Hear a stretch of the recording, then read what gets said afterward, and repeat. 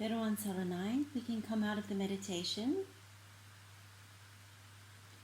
So now we've covered 2 of the hindrances, and we can now move on to looking at dullness and drowsiness.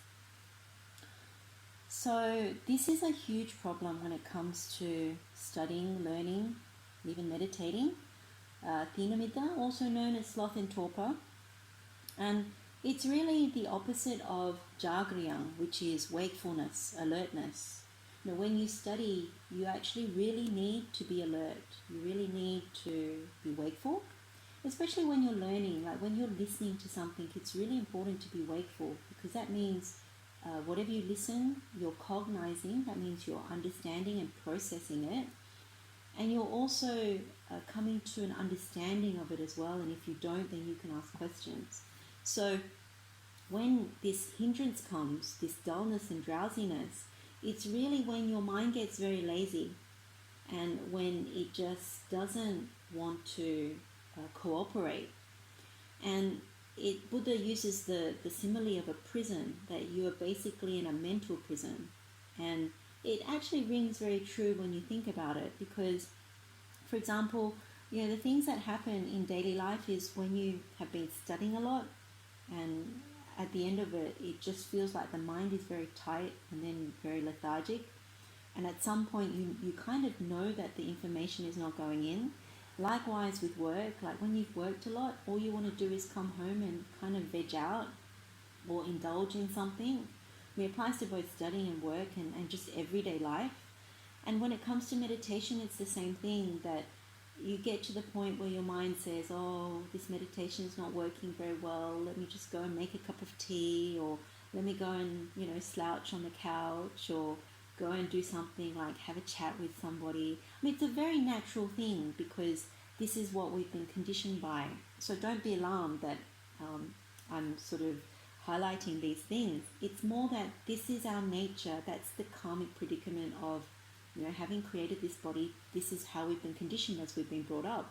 It's just how it is. And also all the things that have been created in the world, like the TV, the smartphone, books, stories, all these things, they kind of encourage us to be dull and drowsy.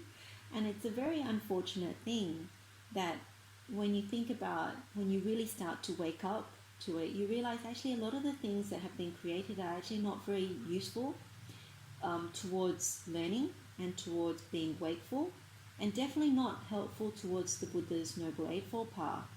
And so when we discuss this de-nutriment, this dullness and drowsiness, just bear in mind that sometimes as well, when we get overwhelmed with dukkha, like some sort of unhappiness happens in our life, we normally turn to something that's like a bad habit.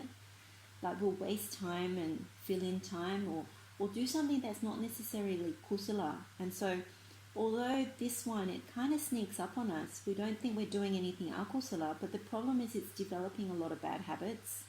And the bad habit is really abiding in a dull and weak mind state.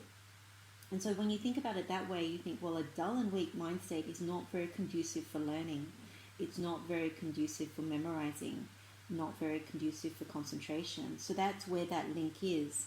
So when Buddha says you're being imprisoned, like that's the simile that he uses, what you need to bear in mind is at that point when you're in prison, you have no access to the really sweet, fragrant Dhamma, or you don't have access to the real knowledge of things, like even when it comes to studying, you're actually blocked out from inputting that information, learning it, memorizing it, understanding it, and being able to excel with it. So that's what the Buddha means. When Buddha then talks about, in this sutta that we read out, about when you're released from prison and you're safe and secure and you don't lose your property and you're happy about that, that's really saying that, from a studying perspective, you're no longer locked out of the learning material. So the mind is bright enough to study the material. It's bright enough and luminous enough to understand it, and then when you sit exams, all of it comes out really nicely. Now, in a Dhamma sense, when it comes to those on the Buddha's Noble Eightfold path, it's the same thing. That when you're released from the prison of de-nutriment, when you now have this wakefulness, what you actually realize is that you can see Buddha's Dhamma is beautiful in the beginning, beautiful in the middle, and beautiful in the end. And when it comes to following instructions, it's much easier to follow the instructions and then to meditate and then to get the good result, like to actually develop the mind. So when you have the hindrance of de-nutriment, what you find is it's very difficult to develop the mind. You're constantly blocked, and therefore you get sleepy a lot. All these different things happen to obstruct it. When we go to this table, like what we've looked at for the other two hindrances, what we find is Buddha says what we give unwise attention to when this is active is that it's discontent, it's indifferent, it's fidgeting, laziness, post-meal drowsiness, and mental sluggishness. So let me just go through those because I think it's useful to know what each is. So the first one is arati. So this discontent is like there's negativity. So when you experience something in life that makes you feel negative, you don't necessarily have a wakeful mind. You actually turn to maybe even sensual desires, because you're feeling negative, or maybe even ill will. It sends you back almost like looping into something not so good, something unwholesome. Now, indifference is, in Pali, that word is tandi, which is like you have a general apathy, like you don't really care. So the attitude is, I don't care, I can't be bothered. So that's very unhelpful when you're trying to study and learn something. Very unhelpful. Even when you go and sit on your cushion and try to meditate, it's like, oh, I can't be bothered. So that's not helpful. And then the fidgeting is called vijambita, which is, sometimes people call it like lazy stretching, maybe your leg is shaking, maybe it's even lounging around. It's all kind of like very lazy postures, I would say, lazy or agitated postures. And then, so that's also not helpful. So like if you're trying to study and you're just lounging about, that's not really going to help, because you're not sitting upright. Same with meditation, you're not sitting upright, even in a chair. You need to actually not be in the posture that's going to make you lethargic, sleepy. And then this other one, laziness, is, I guess I can't see the Pali word, but anyway, Bata Sammado, which is post-meal drowsiness, which is, when you overeat. And so usually if you eat just enough, Buddha always recommends leaving a little portion of your stomach still a little bit hungry, like not very hungry, but just a little bit, so you don't overeat. That's very useful. So the body's not overworking the digestive process, because that's what makes us sleepy. And, this de-nutriment comes when we've overeaten, overindulged. So that's something to bear in mind. And then the last one is this mental sluggishness, chetaso cha linata. So this is when you feel very slow in the mind, very dull. And that can also come from eating too much, also the wrong postures, also that can't be bothered kind of attitude. And so that's what Buddha says are kind of like the fuel for de-nutriment.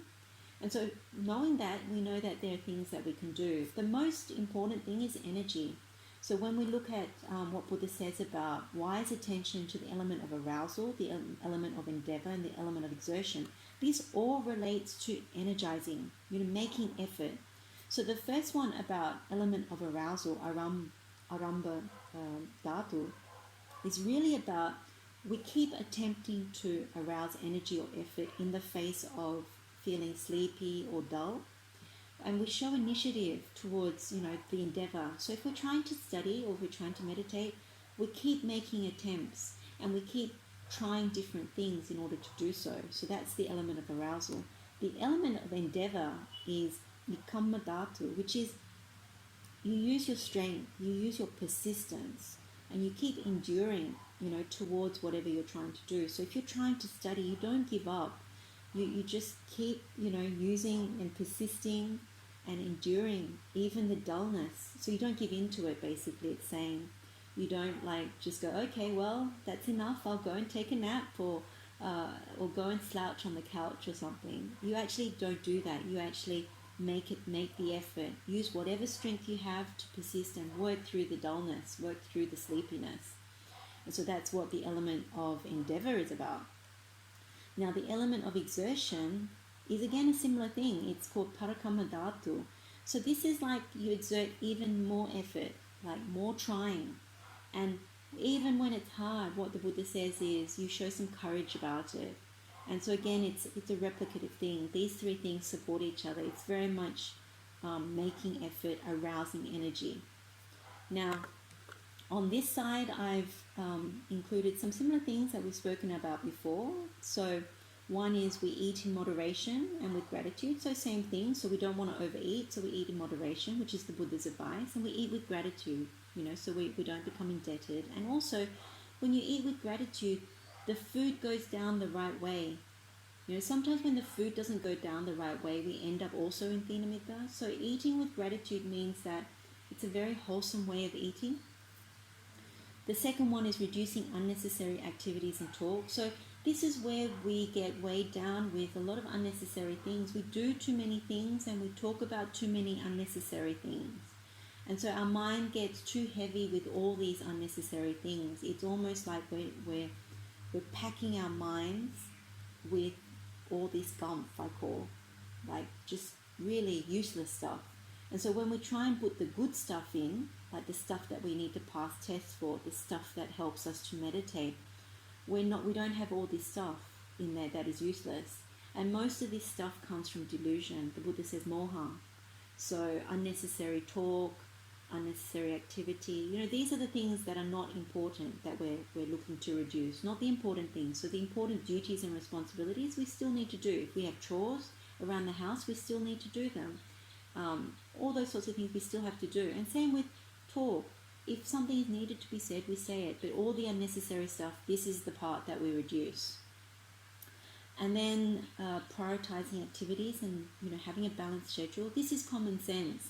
This means that you look at your schedule and you look at when you're most effective. So when it comes to studying, are you a morning person or are you an evening person? When is the mind the brightest? For some people, the mind is brightest in the morning. And so that's when you should be studying most of the things.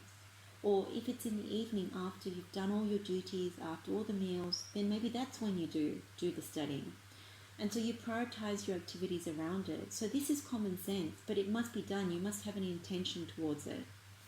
Now, healthy sleeping. Now, I say healthy sleeping because you don't want to sleep too much, because then the mind is also in Thina-middha, also in this dullness and sloth and torpor. And you don't want too little either. So otherwise you might actually fall into sleepiness as well. So it's healthy sleep. And Buddha always encourages when it comes to wakefulness, like when you wake up, you set your mind to get out of bed. You don't just keep pressing the alarm button and delaying. Start to build good habits, because this is also very conducive for studying and conducive for the Buddha's Noble Eightfold Path as well. Now, other things that are also very common sense is changing postures. You can't sit and study for too long. You should get up and have a little stretch, go for a walk, come back again. Same with meditation. What Buddha says is, if something is not working, you get up and maybe change your posture, do some standing meditation, do some walking meditation. All these things are very good. And of course, a really important one for Thina-middha is the perception of light. So this is just meditating. Some of us will already know this. It's meditating on daylight. So you don't have to concentrate the mind too much. It's just embracing that daylight in your mind's eye and just focusing on that gently. And when you do that, you find that the mind starts to brighten up. And that's a very, very simple meditation. The other thing that Buddha encourages, I think this is in the commentary, it's like spend a little bit more time outdoors at times, be with nature, because then you're not around things so much. It's normally in nature and outdoors you're in, daylight, and also you're around things that are very soothing. And of course, associating with good friends.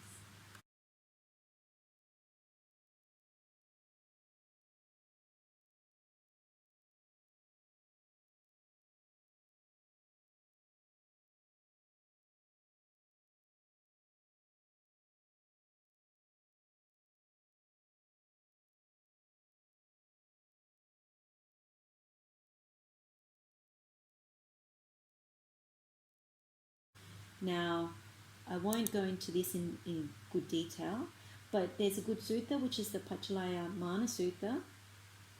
And this is where the Buddha gives advice to Venerable Mahamoggallana. Some of you will already know this. And these are, 7 things that the Buddha says to overcome sleepiness. So if you have time, look up this sutta in the Anguttara Nikaya, the numerical discourses. And So we're going to do a little meditation again, and this is dullness and drowsiness. And in this case, when it comes to this, again, bring up your own example. You'll definitely have one, whether it's overeating and then getting, a bit sleepy, or whether it's even becoming dull and drowsy because you've got too many things to do, And so you look at how it forms, like what are the habits around it?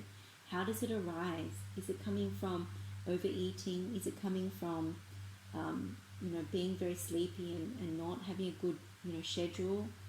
All those sorts of things. And I think the really good one is for all of us to do a little bit of this meditation on the perception of light. So as I was saying, you're just in your mind's eye, if you're in a room right now, just look outside with your eyes closed. You can already see light coming in as a gentle kind of effect. So you're not looking at the light, but it's in your mind. You can sense the brightness, and that's what you want to meditate on. And just spend like 10 minutes now just doing that.